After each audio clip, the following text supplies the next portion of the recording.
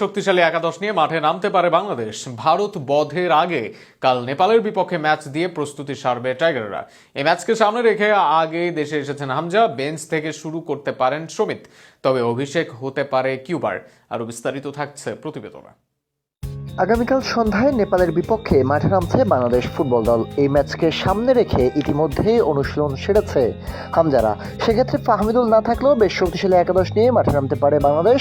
সেক্ষেত্রে কোচ ক্যাবরেরার যদি সুবুদ্ধি হয়, তাহলে হয়তো সাদ উদ্দিনকে একাদশের বাহিরে রাখবেন তিনি।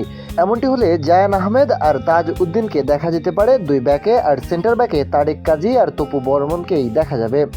মিডফিল্ডে দেরিতে দেশে আসায় অনিশ্চিত সমিত সোম, তাই হামজা চৌধুরী আর কিউবা মিচিলের একাদশে থাকা অনেকটাই নিশ্চিত। এছাড়া দুর্দান্ত ফর্মে থাকা মোরসালিনকে দেখা যেতে পারে নম্বর 10 ভূমিকায়।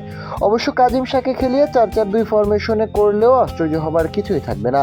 সেক্ষেত্রে দুই উইংয়ে ফাহিম আর রাকিবকেই দেখা যাবে, আর গোলবারে থাকছেন মিতুল মার্মা। এই ম্যাচের আগে রবির ব্র্যান্ড অ্যাম্বাসেডর হিসেবে যোগ দেওয়ার অনুষ্ঠানে দেশকে নিয়ে আসার বাণী শুনিয়েছেন হামজা চৌধুরী।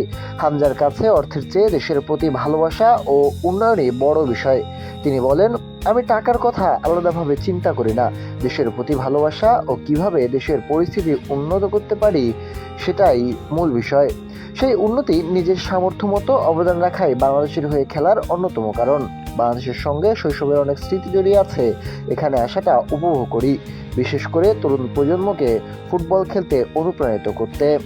বাংলাদেশের মানুষের অকুণ্ঠ ভালোবাসায় বেশ খুশি হামজা। তিনি বলেন, আমি শুধু চাই এই দেশের অংশ হতে পেরে গর্ব করতে এবং যে কোনোভাবে দেশকে প্রতিনিধিত্ব করতে। বিশেষ করে আমার বাবা মায়ের জন্য প্রতিটি সন্তানই চায় তার বাবা মাকে গর্বিত করতে, আর আমি মনে করি আমি ভাগ্যবান যে আমি পুরো জাতিকেই গর্বিত করতে পারি। হামজা আরও বলেন, আমি যে ভালোবাসা পাই সেটা আমি খুব ভালোভাবে লালন করি। যখনই আমি বাংলাদেশে ছাড়ি, আমার বাচ্চারা বলে তারা বাংলাদেশে ফিরতে চায়, তাই ইনশাল্লাহ তারা মার্চে আবার ফিরে আসবে।